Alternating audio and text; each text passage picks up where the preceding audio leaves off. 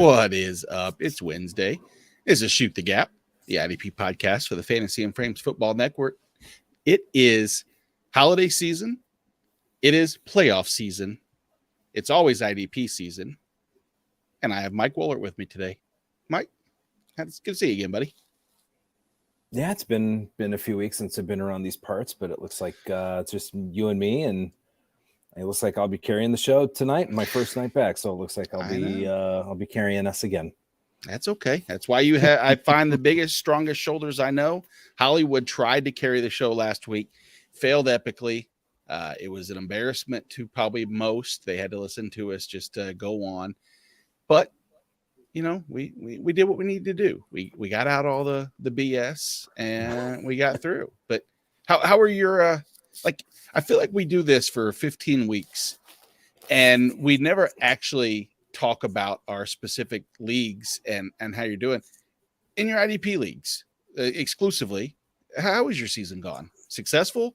Thumbs up, thumbs down? Pretty, you know, I think I'm breaking even as far as leagues and playoffs. So, yeah.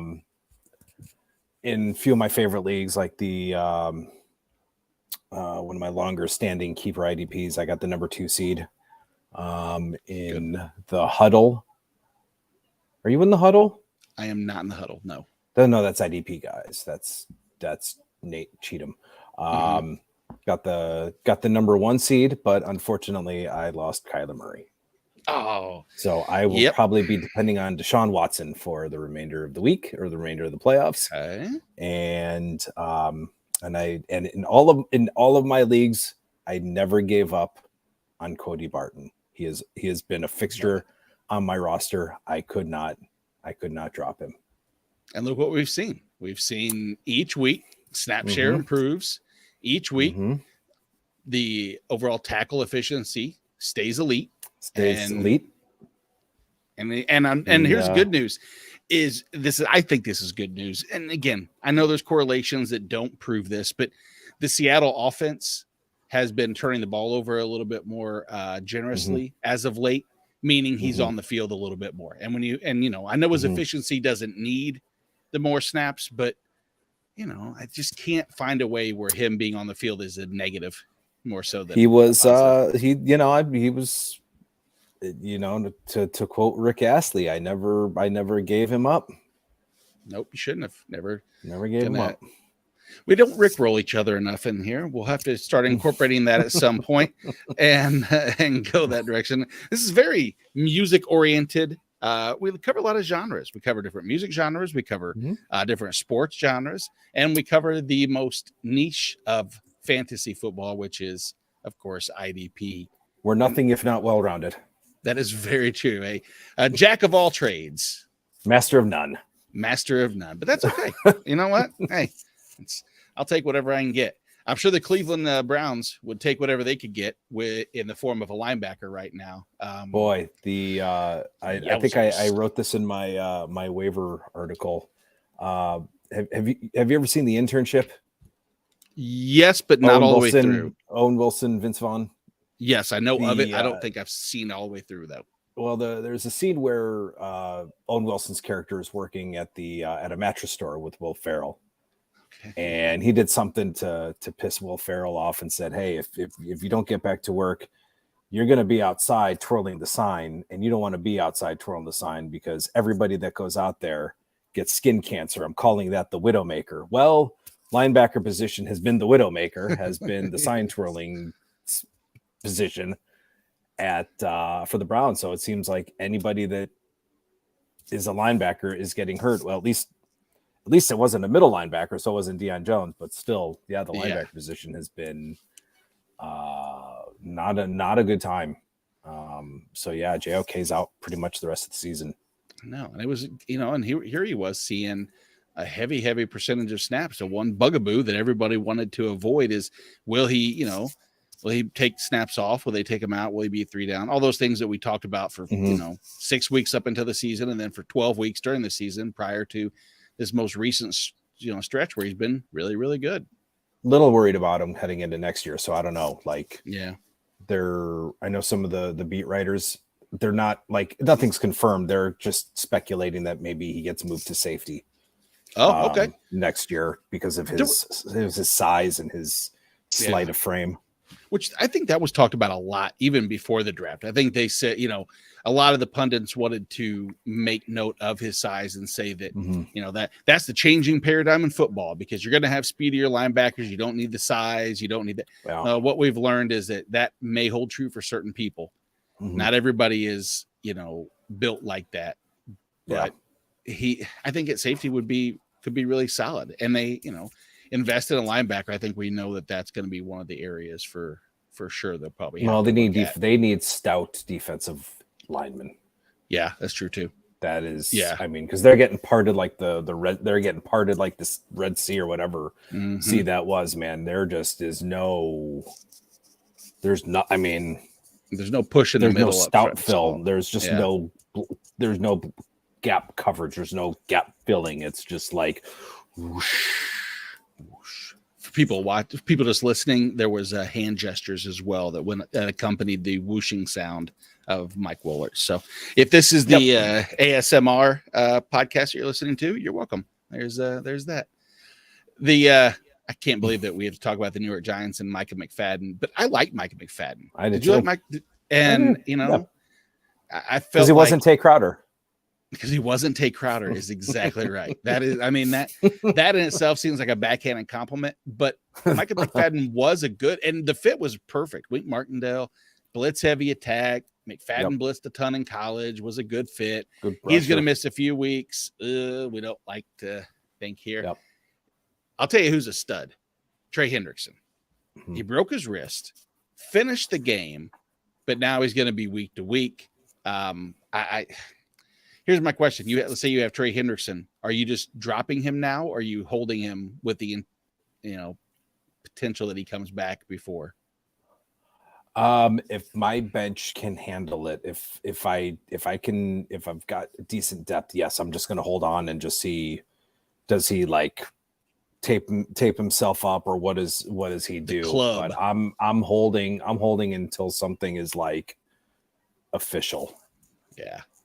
Anything official on Trayvon Walker with the ankle injury? I haven't heard much more in the way of that other than I know that he didn't practice today, but then again, half the team didn't practice. Heck, there was, no Trevor Lawrence, no Brandon Scherf, no Trayvon Walker, no Andrew Wingard. Wingard's probably the more IDP relevant one of all of them who had been playing pretty well for Andre Sisco when he went out, but whatever. Another bad linebacker that just makes the news is Jayon Brown to miss more time. Do you believe that Luke Masterson is anybody that's worth even talking about? No, because I don't even think he's played more than half of a game whenever he's been on. Like Perriman is now kind of the 3-down guy there. And I think Masterson just maybe 30 to 40% of the snaps. So no, yeah. I'm not really too interested. I don't think you can't really afford to get cute at this point and be like, this guy. No, I think guys are what they are. And I don't think you can really afford to get cute. Exactly. Kind of like Quinnen Williams. Quinnen Williams, calf injury, probably week to week, considered day to day, but I don't know. That seemed like that was opportunistic. I didn't see the injury. I heard it was bad. I didn't see it, but I would say that I'm going to try to refrain from even just using, because I looked at Patrick Queen's injury 2 weeks ago, and I thought, he's done for the season, getting carted off, and the crowd's chanting his name, and he came back and played. J-Ron Curse left the game in practice. Yeah, how bad did that go? You see him. You see the video of him being helped off, and I'm like, all right, I think he's out now. And then he ends up playing most of the game. 99% of snaps. He missed one snap. And then, so not on the same topic, but a similar situation. Did you hear the story about how T. Higgins even got on the field? T. Higgins, who got me and many others, 0. So he had a setback in like the warm-ups. Yeah. And they said that he basically just ran onto the field for the first snap of the game and wasn't even really supposed to be out there. And then he re-aggravated it. So I'm like, son of a bitch. They could have just kept him out.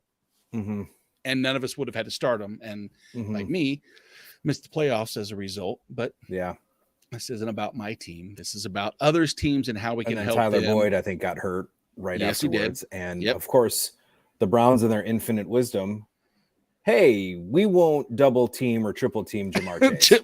Exactly. Let's let him go one. Let's just let him go one-on-one, and maybe. Why do you? That just baffles my mind. There was times that he was one-on-one, and Burrow didn't even look Jamar Chase, and the announcers were like, "Oh, you don't see that too often when Chase gets a one-on-one and doesn't get looked at by Burrow." And I saw it like 5, 6, 7 more times, and I thought, "Holy hell!" I would have had Ward, I would have had Johnson, and I would have had Delpit over. Absolutely, somewhere, and so all on. I don't care. I'll make Trent Taylor beat me. I don't care. Exactly. That's it. Trenton Irwin or whatever the hell his name is. Yeah, come on. Exactly. That's just. I will have 3 guys at all times, and I don't care. Yep. I am not letting him beat me. But yeah, I know. So in Philly, Reed Blankenship came in for Chauncey Gardner-Johnson a couple weeks ago. Played well. I think people really liked his style of play. Of course, he injures his knee this past week. Did not practice today. Are you even taking a glance at someone like Kayvon Wallace, or is that his name, Kayvon Wallace? Kayvon Wallace, yeah. Okay. I'm avoiding everything, right? I think I've said this. Sometimes the answer is just like none of them. Correct. I mean, especially if you don't need to make a move, sometimes the best move is to not make the move. And if you sometimes, it's just, it's just, nah, I don't, I'm good with what I have. So what about in Pittsburgh? So Miles Jack, 55% snaps this past week. We've seen that trending in the negative, the bad direction for Jack. Yeah, it looks like he's losing his role, or it looks like he's like losing his role. I don't know any rhyme or reason, but Devin Bush has been calling the plays. Even when him and Jack are on the field, and then both Bush and Jack then come off the field, and Robert Spillane is the dime linebacker. Exactly. Which is super odd. I don't think I can trust Miles Jack this week unless you're starting 4 linebackers, and maybe he's your 4th. But if you're in a 2 or 3, I don't think I can trust him. But yeah, I think he's definitely had some sort of a demotion. Okay. Like I said, Bush is calling the plays. Here's a spot start. You have to choose one. Tay Crowder or Miles Jack. Oh God, come on. I'll take Miles Jack. Just saying, you never know. 100% of Tay Crowder snaps is probably equal to 55% of Miles Jack snaps. But Tay Crowder's not going to play 100% of the snaps. Jalen Smith is going to play, and I don't see Tay Crowder playing 100% of the snaps. I probably don't either. I just don't know how deep they are at linebacker to even have anybody else that can step in, because there's just not much. But even with, even if you take Tay Crowder's percentage and McFadden, that's still only like 70%. So even 70%, saying 100% was probably hopefully Wink Martindale feels the same way about Tay Crowder as all of us, and clearly not want him anywhere near the field. Well, when you let Blake Martinez go, and I think that was evident that there was something else, because Martinez, the whole retirement, we know that. But yeah, it's Tay Crowder. We know. Gross.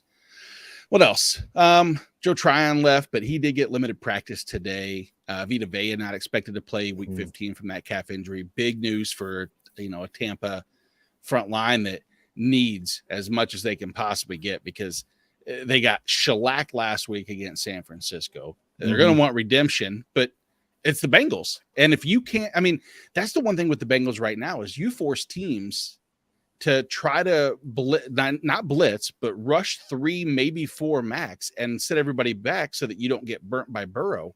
But they'll have no pressure up the middle.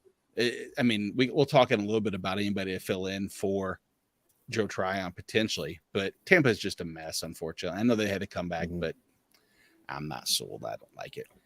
What do you think of Pete Werner return? You think that's a scenario we're going to expect? If I'm a Caden Ellis owner, I'm a little concerned. Werner thinks Sunday is in play, So he says he's doing what he can to play Sunday. So if Werner plays, I'm not going to pretend to know. I'm not going to pretend to know what kind of snap count he's going to be on. But if he plays snaps, that's going to eat into Caden Ellis's snaps. So correct.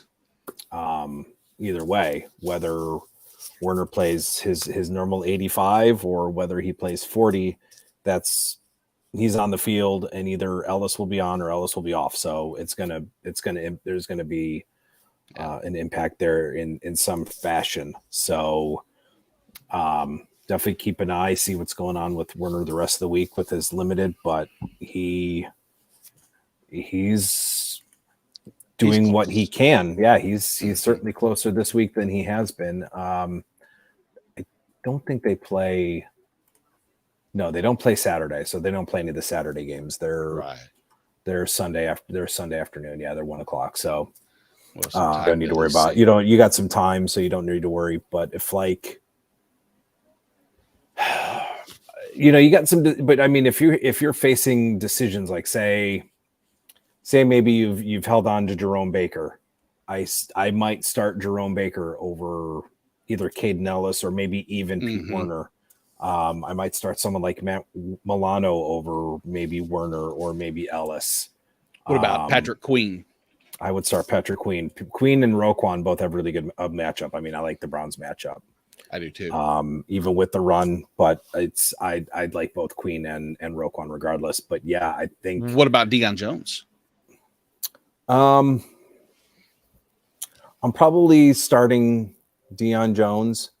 I think where kind of my cutoff is if I'm looking at either like Pete Werner or Caden Ellis over someone like Zaven Collins, I may lie toward Werner and Ellis over someone like Collins. Collins has just kind of been meh.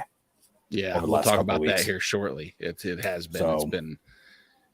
Now, here's something positive that I think could be very interesting to pay attention to. Randy Gregory designated to return from the IR. His 21-day clock starts. If he can accelerate and get some actual reps in and play by next week, which is probably opportunistic, these 2 weeks. So this week, Arizona, that offensive line's in shambles. No Kyler Murray. Next week, though, is the big one. That's the Rams. And the Rams we've seen is an offensive line, just Swiss cheese, and that's perfect pass rush.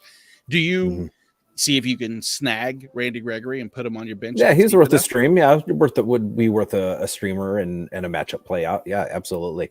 If you've been streaming the defensive line position for most of the year, pick him, preemptive pickup.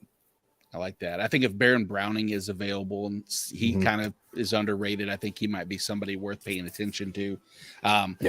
Chase Young, I mean, he hasn't suited up. Yeah. I just got to. I don't even want to waste any more time on Chase Young. Let's move on to Xavier McKinney. I don't really want to spend much more time with him either because he won't be ready for this Saturday. Maybe he'll come back the following week. What we've seen out of Julian Love so far is that his role won't be jeopardized. It'll probably be Jason Pinnock, who I really liked Jason Pinnock last week. He was one of my plays, and he had a great week. But it'll be McKinney back in, and he's been my biggest disappointment for my own personal teams because as high as I had him. Matt Milano has not practiced this week. So I don't know if that's just precautionary type things, but is this the same AJ Klein if Milano's out? Is he somebody that you're okay with? I think so. I think Buffalo seems to be. I don't think I was going to say they don't follow their depth chart, but I don't think it would be like Terrell Bernard or Tyrell Dodson. I think it would be. I think if we're judging by what happened on Thanksgiving, like with Tremaine Edmonds out, it was AJ Klein. I think they trust AJ Klein, so that's who I think it would be if Milano was out. Yeah, because before, like I said, if it was Edmonds, it was Dodson. If it was Milano, it was Bernard, or vice versa, however that was. And then AJ Klein gets 80% of snaps, and we all go, "What the hell?" But it is what it is. That's why we talk about this. It's also why we talk about some of the players that we have picked up or we have seen heavily picked up on the waivers, or at least activated from the bench spots to start potentially in the next segment of Money or Mirage, where let's take a look and see, do we think these plays and players are money for us this week for the playoffs? Are they simply mirages? And we'll do the first one fast. It was more or less just a situation before Joe Tryon actually got limited practice. Carl Nassib was probably the next one up. He filled in for Tryon, had a 38% pressure rate, 23% win rate, unsustainable numbers. We know that. But against the Bengals in week 15, are you even going to consider him as money, or you simply think he's just a mirage? Well, I think I noticed him on the injury report as a did not practice. So, there you go. I'm probably not. And I don't know what his position designation would be in some leagues. If he's a linebacker, I'm not touching it. Oh, and not a chance. Yeah. I think I would. You can if you guys are subscribers to 4 for 4, you can read up on my thoughts. I'd almost take a shot maybe on someone like Joseph Asai or Agbayana Okonoronko from Houston. Yes. Yeah, so I wrote those two guys up, and you can read kind of my thoughts on those two. That's kind of where my leans are for a defensive line edge for that type of money mirage. I like what I've seen out of those. I know Asai has been limited. I don't think he did much, but if he gets the usage bump, he's got some sack upside. Very similar to Yannick Ngakoue. He's an all or nothing. I don't think he tackles. No tackles. He's a sack guy. So I think that's kind of what you can expect as far as a player comp for Asai. Yeah, I like that. And actually, or going Gongana, however you say it, you know that.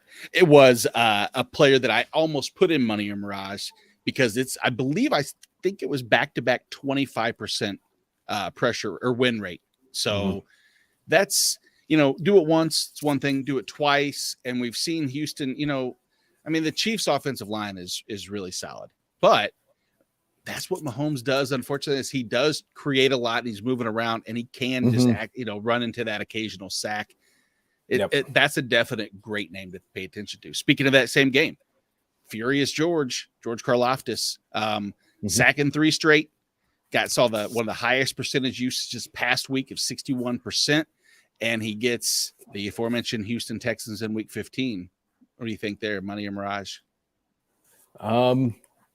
Yeah, I think he might have blasted through the rookie wall. Yeah. His play seems to be picking up. I liked him at the beginning of the season. If now's a good time for play to pick up.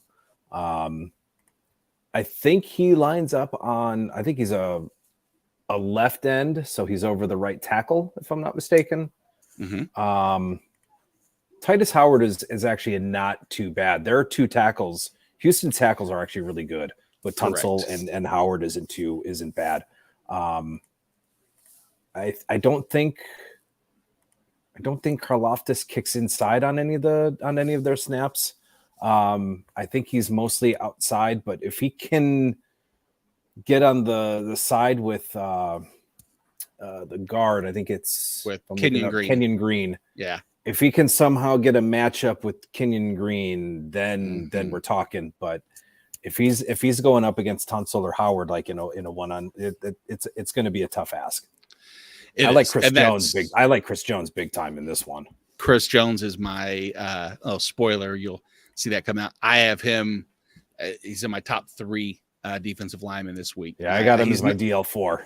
There you go. I love him. I've matched Kenyon Green pretty much every week. That's been Scott Quisenberry, Kenyon Green, left guard, center. Kenyon Green's been benched. Justin McCray, the backup guard, got hurt, so then he had to come back in. It's been wonderful. And to answer your question, for the most part, yeah, it has been not a ton of inside work for Karlaftis. And I've seen him, they do move and they do stunts here and there. I mean, it's a Spags defense. But for the most part, like you said, Chris Jones, I like George going forward, especially maybe not this week against those tackles. Monty Rice, last week, we knew that Dylan Cole was going to step in and have a bigger role without the linebackers being there, David Long being hurt, and no Zach Cunningham yet. And what happened is Monty Rice stepped in and led the team in tackles, excellent run defense, and then they cut Joe Schobert. So is that writing on the wall that he could be a money play? Shaping up. It's funny. Someone asked me right before the game on Twitter what if I expected anything from Rice. I'm like, nah. And then he goes out and has 14 tackles. I respond to this guy. I'm like, of course, this is what he does. That's exactly what I expect. So, that's one less, Schobert, one less linebacker. It's so weird to see all these guys that used to be IDP studs are just like gone. Schobert, Martinez, all. So I think he seems to have a little bit more more tackle upside than Dylan Cole. Dylan Cole's the play caller, but a green dot doesn't necessarily mean production. Nope. And it never has. It's meant volume, snap volume, obviously, but it doesn't guarantee production. Sometimes it seems to be a little quicker. Seemed to be a little quicker on the ball. So I definitely like Monty Rice. Yeah, and they were praising him, like I said, in that run defense, and that's something that team is really, really good at doing in the first place, is stopping the run. But with no Danico Autry, people are having a chance. They're getting through that first line, and Jeffrey Simmons is banged up. So, yeah, Monty Rice, I think, could be another money play this week. We're just going to quickly skip over Tay Crowder because we both agree. I thought that was just more humor than anything else, simply because the Micah McFadden. Alohi Gilman was another one who filled in great for Derwin James, but it's just, as you mentioned, it's just an injury replacement for Derwin James, who did miss practice again, and is always a concern, but not somebody that I'm probably going to push ahead of others on like waivers or prioritize. This last person, though, might be, and I'm interested to hear your opinion. Logan Ryan came back, played 100% of the snaps, had a really good game all around, but is he money or Mirage? I think he could be money. They've had some issues at the safety position, defensive back position. Right. I don't know what Antoine Winfield's status is. Limited. I don't know what Mike Edwards. Limited today as well. So Ryan, I think in week 13 he was around a 20% share on the line of scrimmage, and in week 14 he was at about 46%. So that's a good number. So, and not coincidentally, he had 9 tackles with more snaps up near the line of scrimmage. So we'll see if that continues, but as long as there's still those injuries, Logan Ryan, I think, is kind of one of those, is just one of those guys that seems to be productive no matter where he is in the field. Yeah, he is. Against the run, against the pass, kind of does it all. But again, everything's going to be predicated, if you ask me, on Edwards and Winfield. I think he'll get plenty of snaps, but it's just, when there's more mouths to feed, it makes it a little more of a muddied situation. At least that's that'd be my 2 cents real quick. And so let's take a look, get into some of our favorite plays and fades of the week. It's hard in playoff time because able-bodied players generally are the go-to. You give me 85% or more of the snaps, unless that person is just completely worthless. Looking at you, Tay Crowder, not 85%, but you get the idea. I probably would avoid, but there are some plays that are upgrades over where they're normally going to be. Hollywood couldn't join us this week with the weather and all, but he did put some in. And so at defensive line, I want to talk about his play. It's Khalil Mack.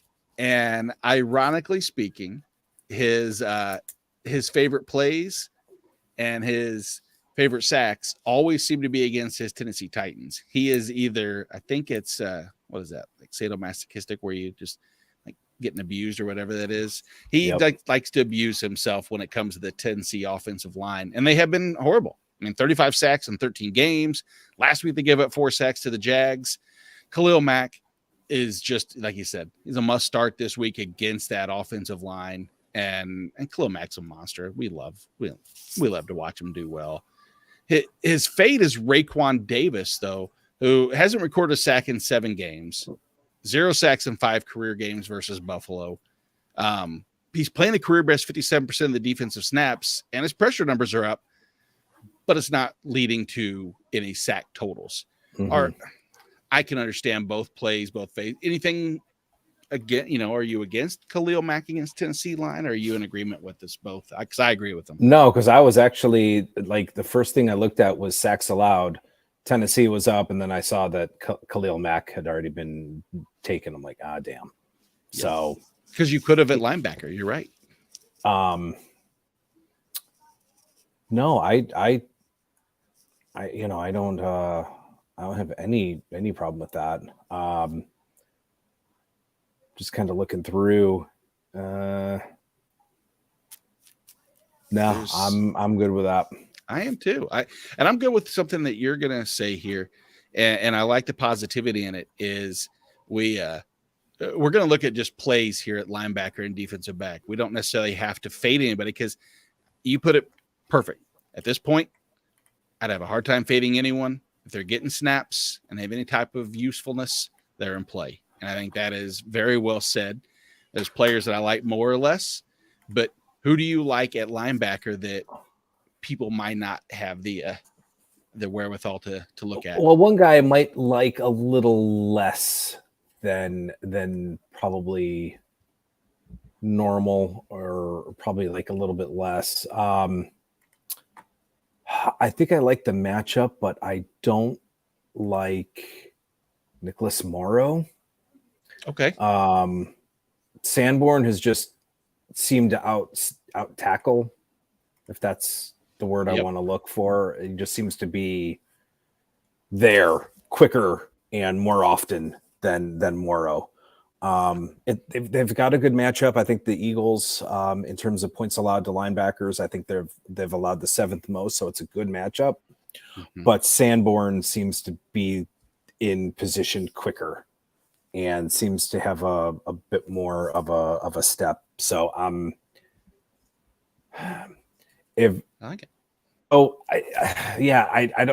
If you can afford to bench Morrow and you've got the depth to bench Morrow, then I might consider that. But again, we look at these linebackers like the running backs. If you've got an able-bodied linebacker who's getting 100% of the snaps, then he's one of your few options. I think you kind of gotta play him. So that's kind of where we're at this point of the season.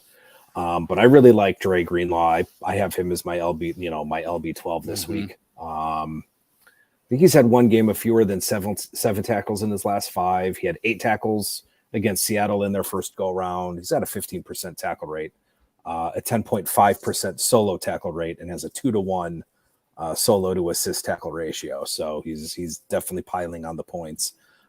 Seems to be a little bit more productive over the last few weeks, and Seattle is allowing the 2nd most points to the linebacker position. I love Drake Greenlaw. I think, is there a team in the NFC that is looking better? Is there a team in football that looks better than 49ers right now? I don't know. That's hard to say. I don't think so. Maybe the Eagles are looking pretty good. I mean, that's got to be the NFC Championship. If I'm a betting man, that's got. I think that's the game that's definitely the game I think I want to see. I want to see the Eagles and the 49ers. Yeah, and I want to see, of course, the Chiefs, but I can understand that other people don't want to see that from the AFC side, so I can respect that. Who I can respect at defensive back in my play is Ryan Neal. Somehow, I'm looking at the rankings, and Ryan Neal is down into the 20s ECR consensus right now on Fantasy Pros is beyond me. I just don't understand what I'm missing. He's up in the box. I mean, last week he showed that has that double-digit upside. He had 11 tackles. Seattle allows the 2nd most points to the running back position, which means to me is that Seattle's going to lean, the 49ers are going to lean on CMC without Debo, which just means even more tackle opportunities for Ryan Neal, who's honestly his play in the box is increasing, it seems like, with each week. Since his full-time role started in week 5, he is 8th in the NFL in snaps amongst safeties, that is. He's 9th in solo tackles. He's involved. I mean, he has 1 sack, which isn't anything, but there's not a ton of safeties that have sacks anymore. His 1 sack since week 5, I believe, has him tied for 6th. That just shows how little it seems like outside of the big guys, and some of the corners are blitzing a little bit more, but nothing about Ryan Neal's usage has screamed he should be outside the top 15 at safety. Mm-hmm. I mean, that's my 2 cents there. And, I faded him last week, and I hate to fade him again, but Talanoa Hufanga has not been utilized. I said that going into last week's show that his snaps in the box versus now at free safety, deep safety, have been completely flip-flopped. Through the first 7 weeks, was heavy in the box. We saw the outcome. We saw the value that he was providing to IDP managers.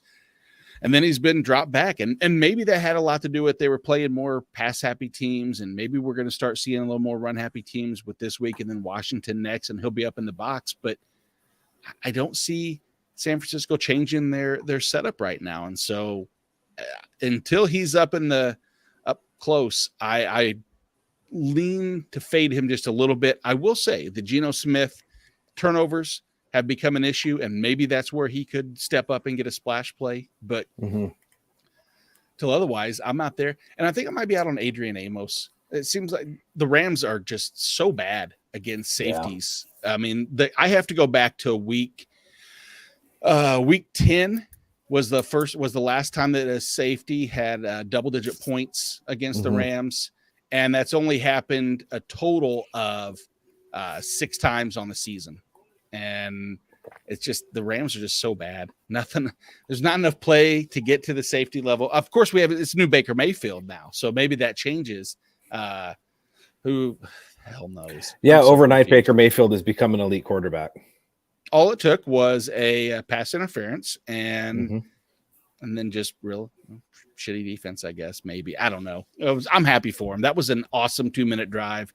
It was very exciting, but overnight, that's the cycle thing they showed of Baker. It's like underrated, comes out, kicks ass, gets credit, blows up, sucks. He's hated, then he's underrated, then he blows up, and it's like that is in a nutshell, basically. Baker you should hear Cleveland. Cleveland radio is insane. I'm so glad the people that call in the Cleveland Sports Talk have no type of influence, decision-making on the Browns football team. That bad? Are they? So are they? They're like, yeah, we want Baker back. We don't want Watson. So what you're saying is the new Deshaun Watson team is making people think they should have. I don't have a good segue. We're just gonna go into it. 'Cause the players gonna play, and the haters gonna hate, baby. I'm just gonna shake. Shake it off. Heartbreakers gonna break, and the fakers gonna fake, baby. I'm just gonna shake. Segue of the year does not go to me. I had something in the head, and it was there, and it was kind of bouncing around, and then it just went to the wayside. And it's much more, but it's old age. It is old age. It happens. And when Hollywood's here, it's a lot more fun because he hates it so much. We don't hate, it's enjoyable. And now I hear that song other places, and I think of this show, which is probably Taylor Swift's intent, is to make sure that she made that song so that people would think of Shoot the Gap podcast when played. Maybe it will make you think of one of these 3 names that we can talk about, or 4 names who are going to shake it off. And the first one is Javon Hargrave.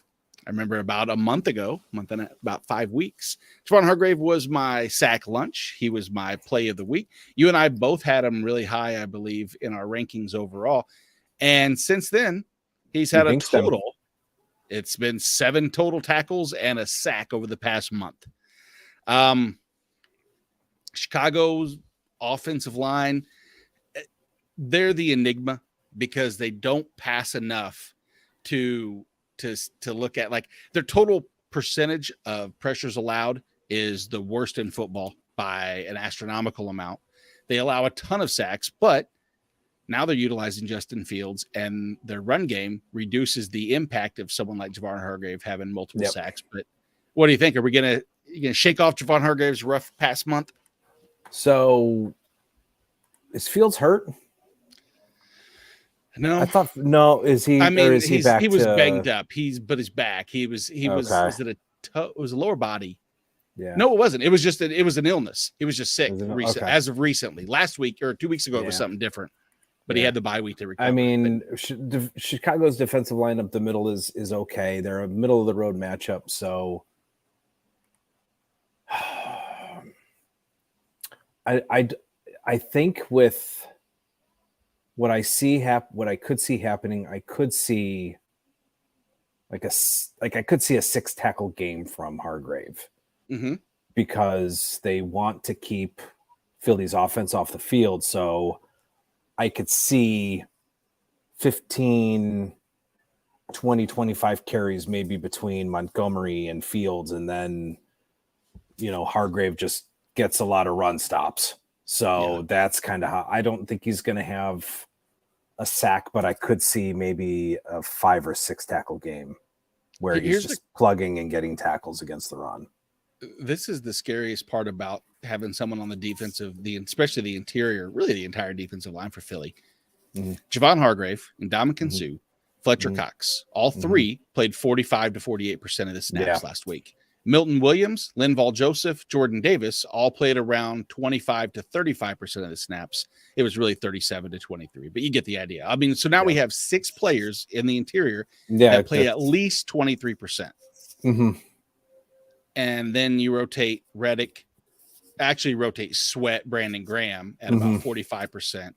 It's just such a heavy rotation. There's a lot.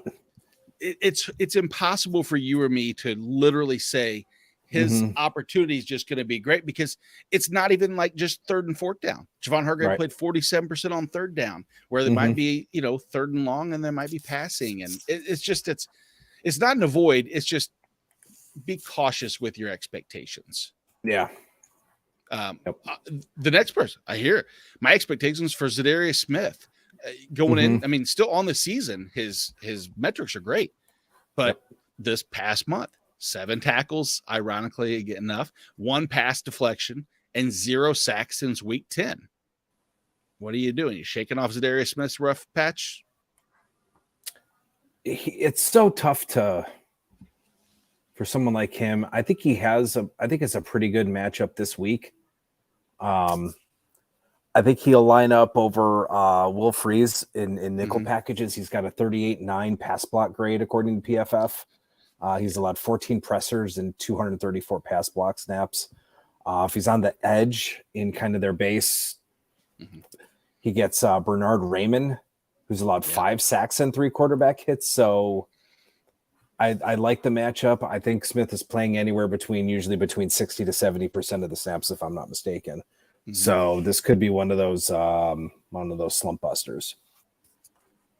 Yeah, I mean, I think that Minnesota pass rushers are just learning a little bit as far as their responsibilities and their best utilization. And like you said, his numbers last week were good again. 20% pressure rate, 20% win rate. Yeah, win rate. Yeah. Yeah, I mean, you just don't always get to the quarterback. So maybe this will be that week. I love the matchups you talked about as far as the offensive line. Raymond is one that stands out to me more than almost anything else. He always seems to get himself into trouble. We talked about this next guy earlier. At least mentioned him in the blah segment, I would say, or is Zaven Collins. I mean, he's averaging 5 tackles a game over the past 3. Nothing else to write home about. No sacks, really. No pressures. No forced fumbles. I think he had a fumble recovery called back. Oh, called back. Okay, all right. Yeah, I think it was a fumble that was. It was a fumble that was called. It was a fumble that he thought it was a fumble, but they called it an incomplete pass. So he would have had a fumble return for a touchdown. But he just isn't. He's not an efficient tackler. Yeah, he's not. He just doesn't take advantage of his snaps. And if he's not blitzing, then there's he's blitzing 10 or 11% of the time, but I don't know. It's the tackle efficiency that's just not there. Yeah, makes sense. I'm assuming you'd play someone like Cody Barton over him. Oh, yeah. All day and every day, twice on Tuesdays. And last but not least is a person who I mentioned I was fading a little bit, so that might tell me a little bit about what my take is. But Talanoa Hufanga, again, deep safety snaps on the rise. His scoring's down. You think these may be upcoming matchups? Because the next 2, if there's a positive, is that his next two matchups are against a little more run heavy to an extent, I would say. I don't want to get over the top and call Seattle a run heavy team, but they are more so than what they've seen. And then in week 16 is Washington, I believe, if I'm not mistaken. Yeah. So what do you think? What do you think they're going to do? If you can afford to sit Hufanga this week to just kind of see what happens. Yeah. And, if you're lucky to advance, then you could be all right. Well, it's opponent based and it's scheme based and it's what they're doing. He's being utilized in this way. So yeah, I think if you can afford to sit him this week, I probably would, just to see if the trends are matching what the guys are showing. Yep, that's kind of what I'm thinking as well. So good to hear. At least we're in agreement. It sucks to start. I like the player. That's what makes it rough, is I actually really like Hufanga. I just don't like him when he's playing deep and scaring people away from that corner of the field. And, it's not IDP relevant. But what is IDP relevant are sacks. And we have a little segment of the sack lunch where I pick a player who normally has a ton of sacks and he doesn't get one. So it's been a fun little exercise for me, is try to pick the one player who is in the top 20 in sacks and somehow miraculously won't get one. But Hollywood joked earlier, Mike, and I said he only picks players that are going to be against Tennessee. Well, smart move, smart man. Absolutely. His play is Khalil Mack and his sack lunch is Khalil Mack. And like I said, I think it's probably the 8th plus time he's went against Tennessee. But smart man. You know what? Put your heart aside and go with your brain. And who's on your brain for your sack lunch? Well, sack lunch, the critically acclaimed comedy from Seinfeld, also the movie that Elaine wanted to see over The English Patient, which I do not blame her. But my sack lunch is DeForest Buckner of the Colts. Excellent. Should line up over Evan Ingram on the Vikings, and Buckner has a near 9% pressure rate and 70% win rate, which are pretty decent numbers for an interior lineman. He's had a bit of a rough patch, but I think Ingram is going to be the slump buster. Ingram has been responsible for 9 sacks and 14 quarterback hits, and has a 37.4 pass block grade according to PFF. So I am a big fan of Buckner's matchup this week. I love Buckner's matchup as well with you. I might even move him up a couple spots, which he's getting to critical defensive tackle, being ranked as a defensive lineman. And it's going to be joining another one, because mine is one I haven't got a chance to use yet this year. I wanted to, but I picked the perfect time. Chris Jones, we mentioned earlier, Kenyon Green, Scott Quisenberry, fantastic lineup matchups for that. With the evolving Frank Clark drawing the attention of Laramie Tunsil, I think that leaves a lot of 2-on-1s for Quisenberry and Kenyon Green against Chris Jones. They're going to need 4 more of those two to stop him, because he's just been a beast. Everything's been great. And then you throw Michael Dana in the middle, who's gotten really good pressure rates lately. So that's looking positive as far as like just that interior push they're going to need. It's Houston. I mean, I hate to beat up on them, but we know they're struggling all around. And so this just, to me, I think that Chris Jones is about as easy. If I have take a bet on a player, that's who I'm going to go with. Even though last week he was in the backfield a ton, and it still only was a 9.5 pressure rate. It's just they have so many pass rush snaps in a week. It's hard to keep up. And Denver decided to score last week against us, which was depressing. Yeah. So any parting words, my friend? No. I'll just say if you guys have stuck with us and are in the playoffs, then congrats. Enjoy making the playoffs. And I've got my tip jar open on Twitter. Feel free to fill up the jar, but no, I'm kidding. But seriously, if you guys are in the playoffs, that's awesome. Just go kick some ass, and I'll try to be around a little bit and to answer some questions. But yeah, you've done most of the legwork, and hopefully you guys make the playoffs and bring home some chips. Hey, all we've done is make it accessible. And I think that collectively, it's a labor of love. I enjoy doing this every week because I learn as much about the defensive side as I learn about how that can respond to the offensive side. And typically I'm wrong. I will have to admit, more times than not, I think that the matchup is just, Kenny Moore's in the slot. That means you shouldn't start Christian Kirk. That was a reference about 8 weeks ago, which Christian Kirk blew up for 10 catches for about 146 and a touchdown. And, I might have heard that one. But regardless, if anything, make a bet, go out, put a couple nickels on DeForest Buckner, Chris Jones, and Khalil Mack if you could parlay those three for a sack. And you can go buy your own sack lunch of probably lobster rolls and croissants or whatever other fancy things people eat. I don't know. I'm a Lobster rolls are really good.